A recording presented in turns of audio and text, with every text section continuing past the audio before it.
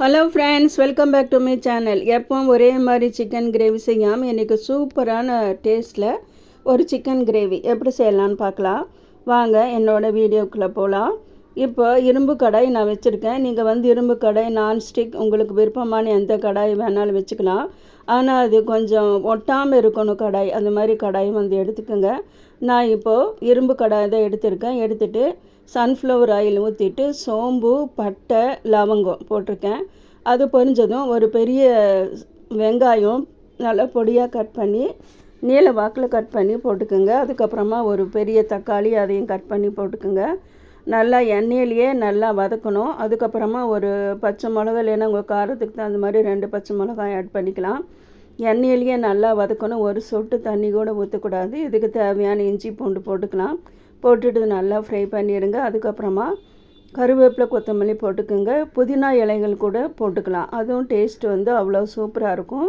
டைஜஷனுக்கு ரொம்ப நல்லது. நான் செய்கிற இந்த கிரேவி 2 பேர் சாப்பிட்லாம். அந்த மாதிரி ஒரு கிரேவி நான் செய்கிறேன். 1/4 கிலோ சிக்கன் போனோடு தான் எடுத்திருக்கேன்.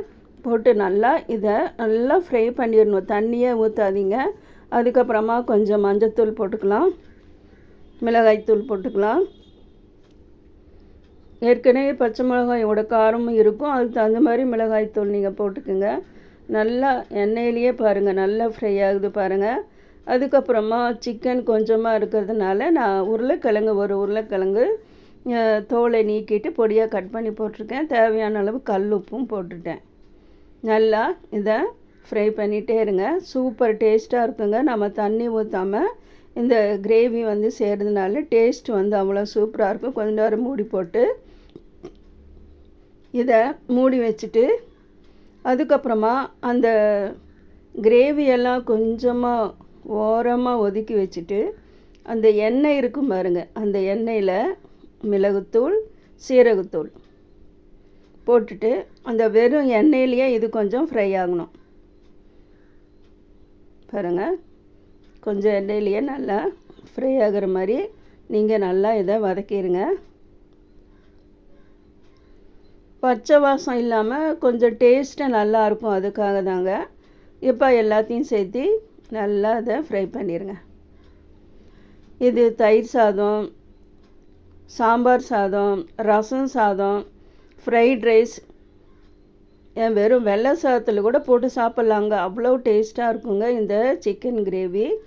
நீங்கள் 1 டைம் இது மாதிரி செஞ்சு பாருங்கள். ஈஸியாக செஞ்சிடலாம். ஆனால் டேஸ்ட் நல்லா இருக்கணும். அது மாதிரி தானே நம்ம பார்ப்போம். அது மாதிரி ஒரு சிக்கன் கிரேவி தான் இந்த சிக்கன் கிரேவி நான் பண்ணியிருக்கேன். உருளைக்கிழங்கு பதில் நீங்கள் மீல் மேக்கர் போட்டுக்கலாம். இல்லை கத்திரிக்காய் பிடிக்கிறாங்க, கத்திரிக்காய் கூட சின்ன சின்ன கத்திரிக்காய் முழுசாக கட் பண்ணி எண்ணெயில் ஃப்ரை பண்ணி போட்டுக்கலாம். சூப்பரான இந்த கிரேவி உங்களுக்கு பிடிச்சிருந்தா லைக் பண்ணுங்கள். உங்களோட ஃப்ரெண்ட்ஸ் அண்ட் ரிலேட்டிவ்ஸ் கூட நீங்கள் ஷேர் பண்ணுங்கள்.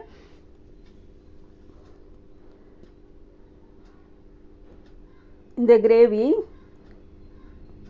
நல்லாயிருக்கும், டேஸ்ட்டாக இருக்கும். செஞ்சு பார்த்துட்டு எனக்கு நீங்கள் கமெண்ட் பண்ணுங்கள். என்னடா எப்போ பார்த்தாலும் நல்லா இருக்குன்றாங்கன்னு நீங்கள் நினைப்பீங்க. ஆனால் இது செஞ்சு பாருங்கள் ஃப்ரெண்ட்ஸ், ரொம்ப சூப்பர் டேஸ்ட்டாக இருக்கும். மீண்டும் வேறு ஒரு வீடியோவில் சந்திக்கலாம். தேங்க்யூ ஃபார் வாட்சிங்.